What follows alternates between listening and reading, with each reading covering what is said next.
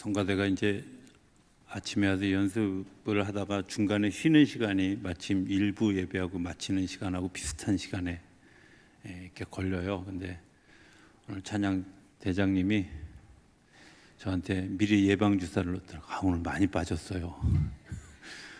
그 얘기 안 했으면 충격받을 뻔했어요. 다 이분들 다 어디 가셨나. 그런데 아마 명절 앞두고 이제 벌초하고 시골에 먼저 가신 분들이 계신 것 같이 여겨집니다. 우리 찬양대가 애쓰고 수고하는 일들 여러분들 기억하시고 많이 응원해 주시기를 부탁을 드립니다. 할렐루야. 하나님 살아계십니다. 살아계신 그 하나님의 은혜와 평강과 축복이 저와 여러분들과 또 영상으로 예배하는 분들에게 함께하게 되기를 주의 이름으로 축복합니다. 오늘 제가 말씀을 이렇게 준비하고 있는데 아침에 문자 하나가 띄고 왔어요. 그 문자가 뭐냐면 이제 제가 용산고등학교 출신인데 그 고등학교 신우회 예수 믿는 사람들 그 신우회 카톡에 뭐라고 왔냐면 오늘 교회 오신 분들은 다 신천지 아닙니다. 이렇게 왔어요. 그래서 뭔 소린가 그랬더니 갑자기 며칠 전에 신천지 본부에서 청주로 오늘 다 모이라고 연락이 왔다는 거예요. 여러분들은 다 신천지 아닌 게 영수증으로 확인됐습니다. 할렐루야. 커밍웍이라고 하는 사회학자가 있습니다. 이 사회학자가 사람이 성공하기 위한 여러 가지 조건들을 이야기하면서 이런 조건들을 얘기해요. 하나는 자본이 있어야 된다. 그죠? 성공하려면 자본이 있어야 되잖아요. 자본이 없으면 사실 쉽지 않죠. 또 두 번째는 지식이 있어야 된다 하는 거죠. 내가 어떤 지식을 가지고 있느냐, 그 일에 전문적인 지식 필요로 하죠. 저는 늘 그런 생각합니다. 목사가 가요의 가사를 모르는 건 창피하지 않다. 그러나 찬송가 가사를 잊어버리는 건 그건 창피한 정도가 아니라 직무유기다. 이렇게 생각해요. 그렇죠? 하나님께서 우리에게 지식을 주시기를 원하셔서 그 지식을 가지는 일들은 되게 중요한 일들입니다. 결코 내가 잘 모른다 하는 것은 창피함에서 끝나는 게 아니라 어떻게 생각해 보면 스스로가 게으르다고 하는 것을 인정하는 거죠. 또 성공하는 사람들이 가지고 있는 세 번째 특징이 있는데 기술력입니다. 내가 알고 있지만 알고 있는 것이 내 몸에 배어서 어떤 때 아무렇게나 나올 수 있는 것, 그 기술이죠. 그래서 운동선수들도 그렇고 또 공부하는 학생들도 그렇고 훈련이라는 걸 합니다. 그래서 그 훈련을 통해서 내가 알고 있는 지식이, 내가 알고 있는 기술이 내 삶에서 자동적으로 나오도록 하는 것. 성공하려는 사람들이 이런 세 가지 습관에 더해서 커밍업은 또 하나 이렇게 얘기합니다. 그 모든 것을 감당할 수 있는 열정이 있어야 된다. 그죠? 열정이 없는 사람은 사실은 자본이 있고 지식이 있고 기술이 있다 할지라도 그것을 잘 버무려낼 수 없습니다. 마치 시멘트를 만들 때 시멘트도 있고 모래도 있고 자갈도 있는데 그것들을 어울리게 하는 아마 물과 같은 존재가 열정이라고 생각이 되어집니다. 그런데 이 커밍업이 얘기하는 마지막 또 하나가 있습니다. 그건 뭐냐면 시간이라는 겁니다. 시간이 있어야 된다 하는 겁니다. 경영은 타이밍이다. 경영학 개론 처음 배울 때 들었던 이야기입니다. 시간은 타이밍이다.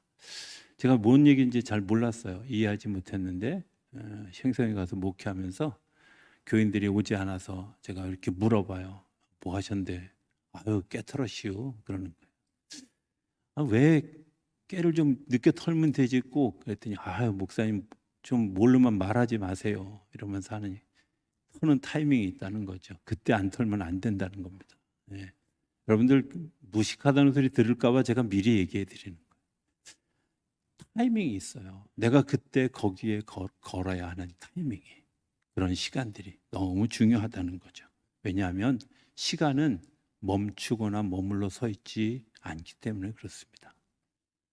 저는 청년들하고 가끔 이야기할 기회가 있고 또 청년들에게 설교할 기회가 있으면 제가 늘 자주 그런 질문을 마지막에 던지곤 합니다.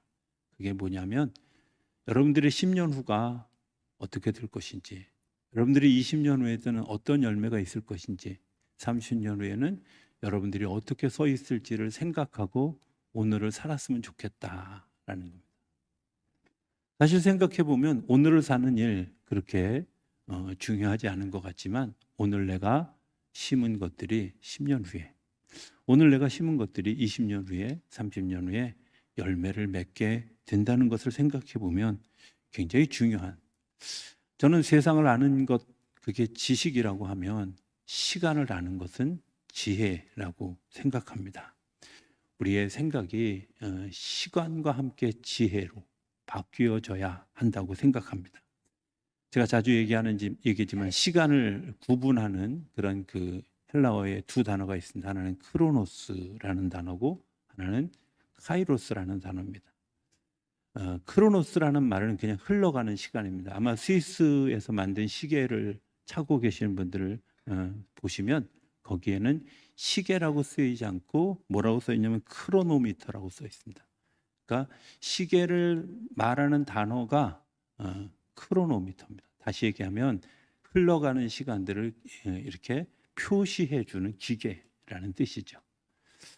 우리가 그 흘러가는 그런 시간들, 영원까지 흘러가는 그 시간들 속에서 내가 만나는 시간, 경험된 시간, 또 경륜의 시간, 주어진 시간, 그것을 표현하는 게 카이로스예요.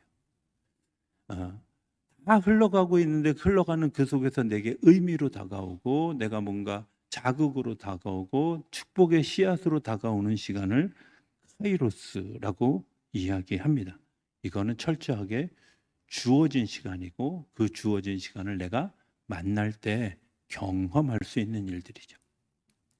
폴 틸리라는 신학자가 있습니다. 이 신학자가 이런 표현을 그의 책 속에서 합니다. 뭐라고 얘기하냐면, 시간은 모든 것을 변화시킨다. 그렇죠. 시간이 지나가면 다 변하지 않습니까? 우리가 듣기 좋은 거짓말하는 게 있죠. 그게 뭐냐면, 젊어지셨습니다. 그럴 리가 없어요. 근데 젊어지셨다고 얘기해. 젊어 보이십니다가 진실이죠. 그렇죠? 젊어지셨습니다는 진실이 아닙니다. 그런데 중요한 건 시간은 흘러가는 거예요. 어떻게 시간이 흘러가느냐가 너무 중요한 거죠. 또 하나 생각해 볼 수 있는 거는, 과거는 그때는 현재였습니다. 그러면 미래는, 미래 오늘을 보면 여전히 과거죠.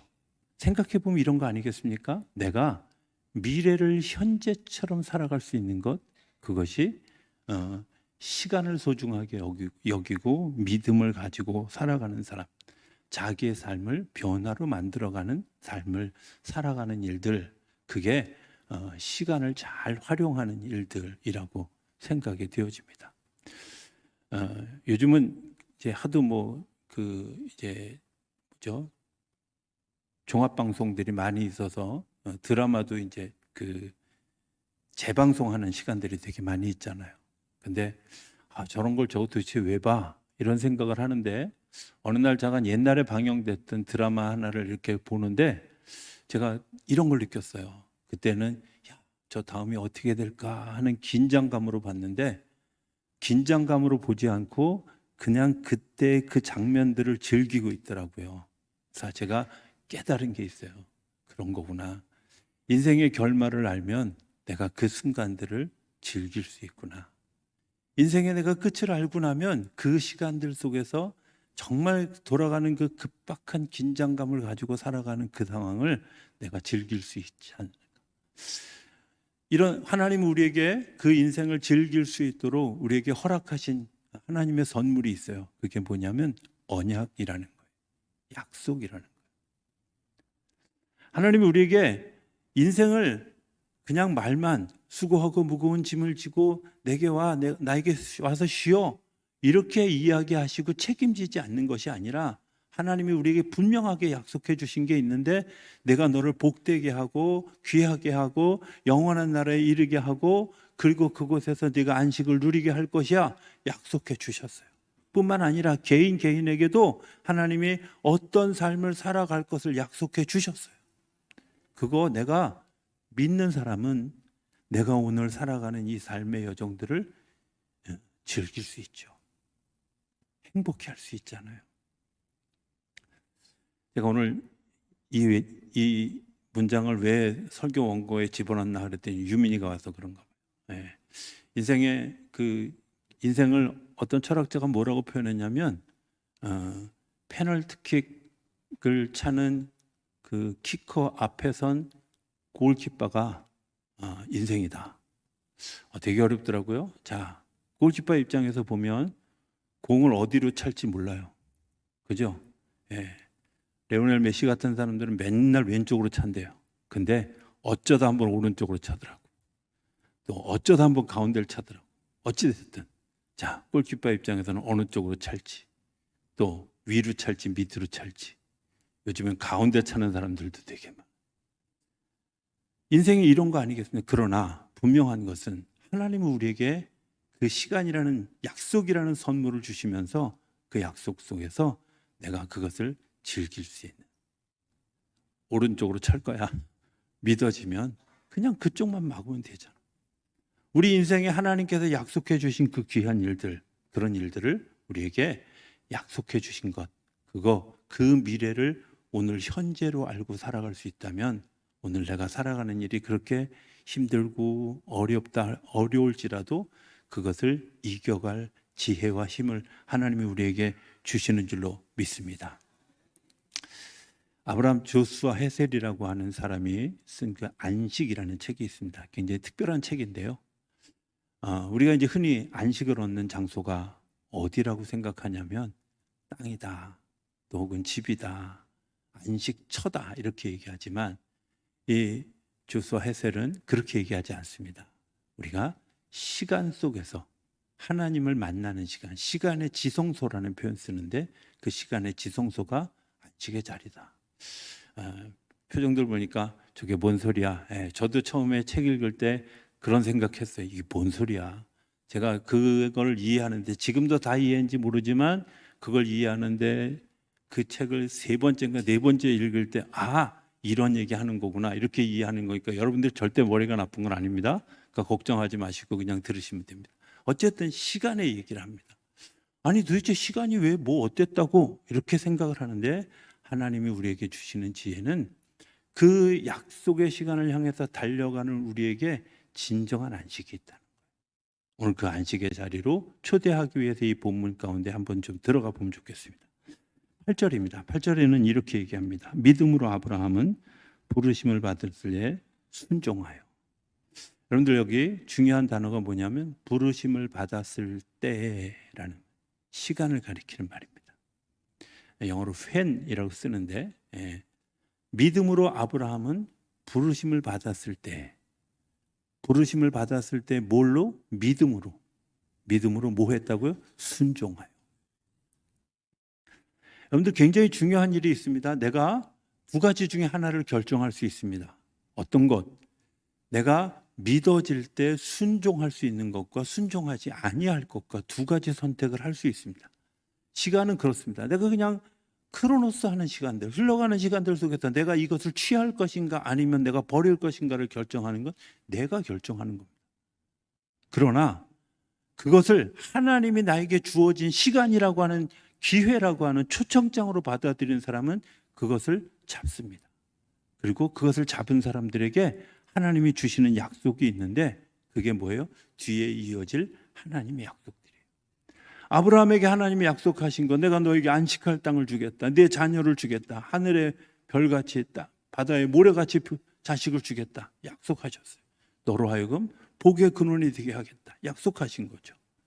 그런데 그것들이 보여요? 하나도 보이지 않습니다. 그 보이지 않는 것을 내가 보이는 것으로 바꾸는 일이 뭐예요? 믿음이고요.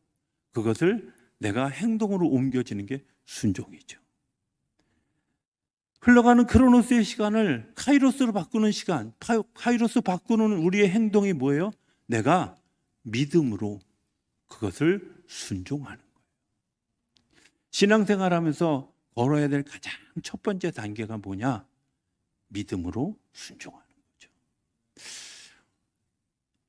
가끔요, 저는 이런 생각을 해봐요. 우리 한국교회가 사실은 부흥회를 통해서 많이 은혜를 많이 받고, 성경 공부가 없던 시절에 부흥회가 마치 사경회처럼 생각해서 부흥회 때 받은 은혜가 저기 우리의 성경 지식의 전부라고 생각하는 분들이 있어요.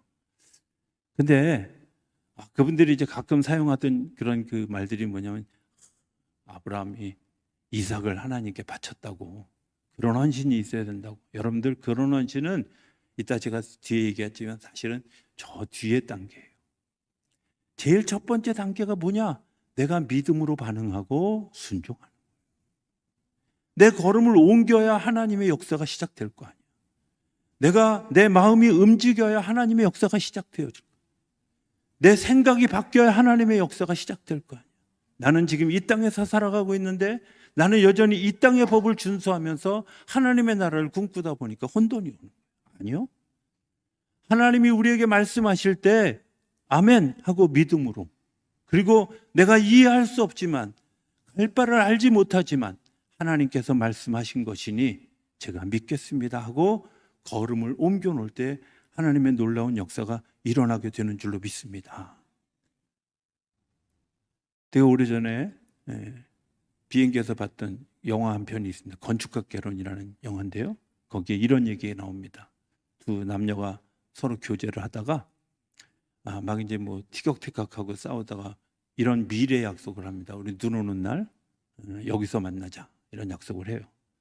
근데 서로 시차가 달라가지고 못 만나고 나중에 뭐 화해한다, 이런 의미의 이런 얘기.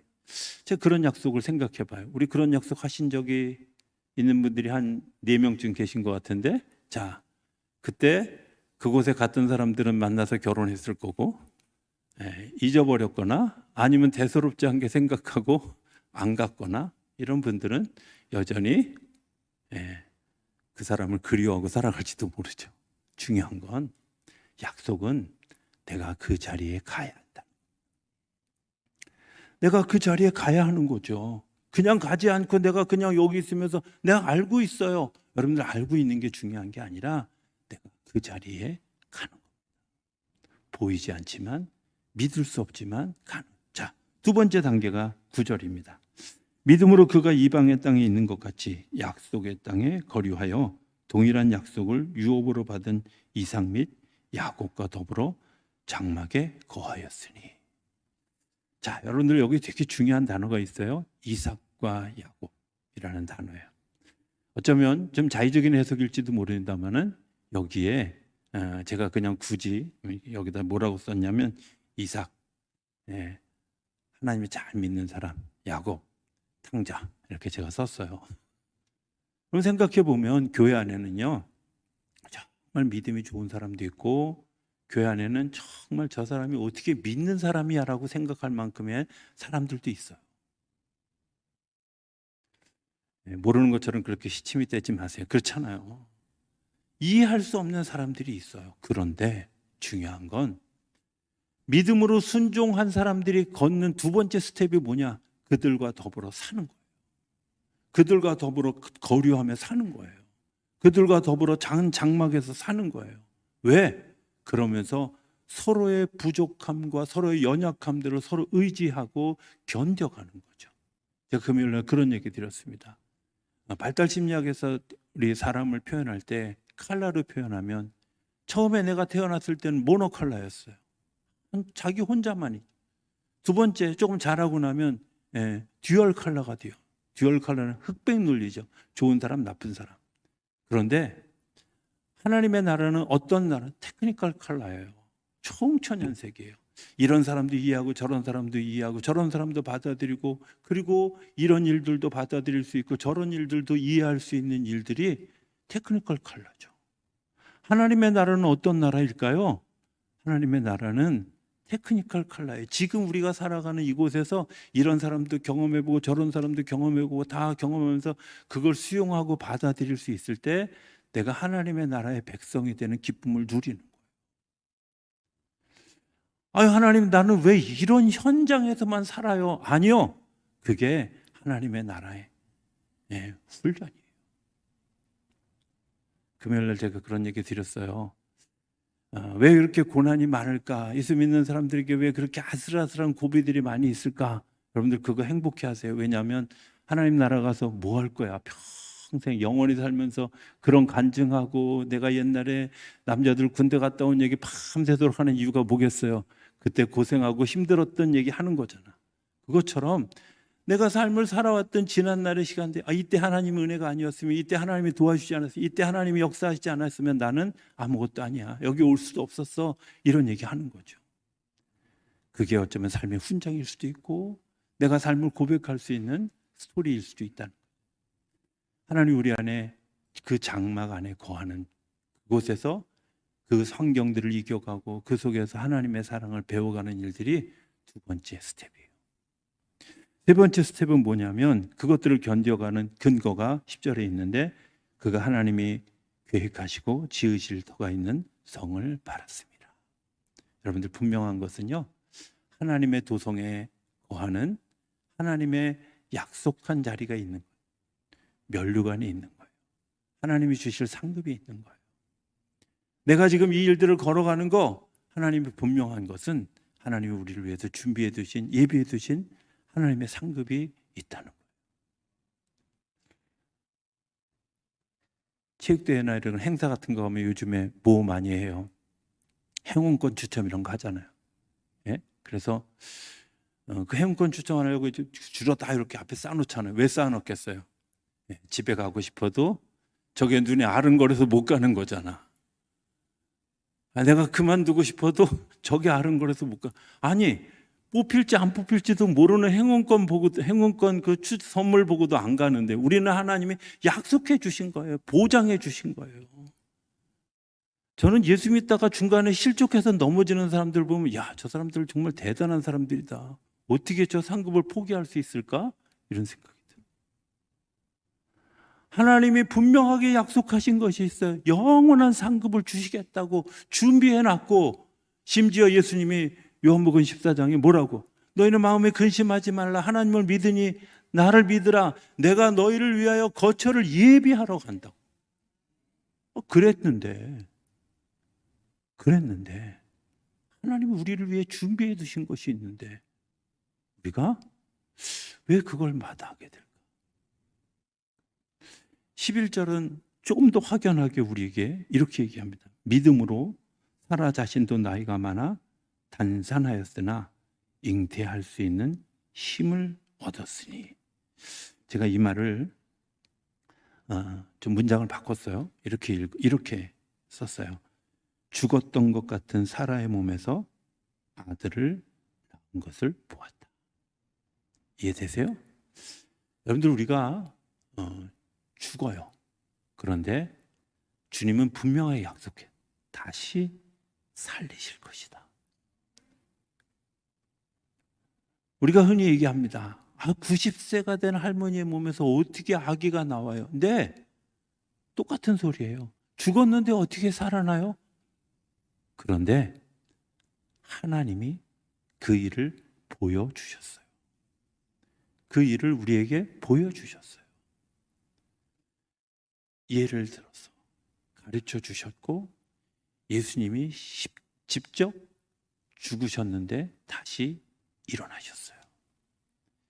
예수님이 그 예고편으로 이미 세 사람을 다시 일으켰어요. 저는 가끔은 이런 생각해봐요. 아니, 장사까지 잘 지낸 나사로를 굳이 살리실 이유가 뭐야?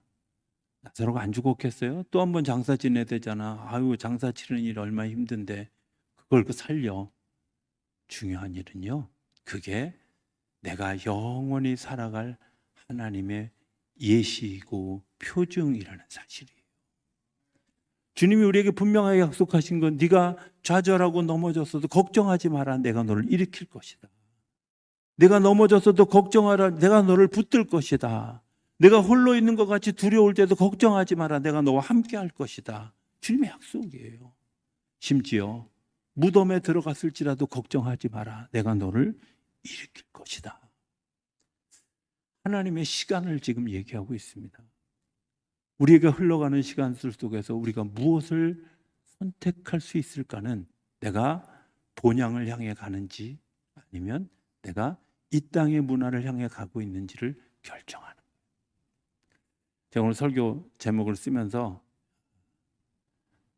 표절을 좀 했습니다. 아시죠?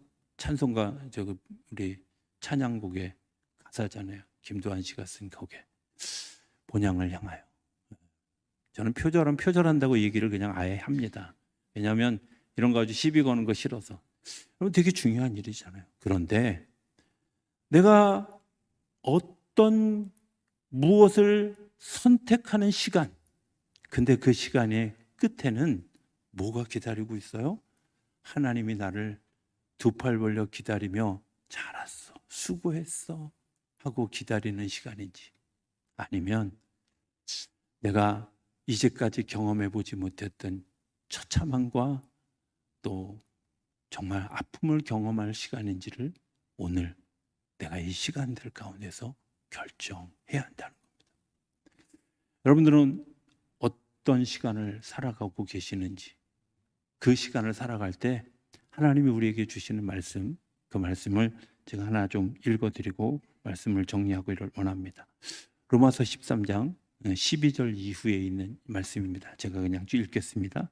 밤이 깊고 낮이 가까웠으니 그러므로 우리가 어둠의 일을 벗고 빛의 갑옷을 입자.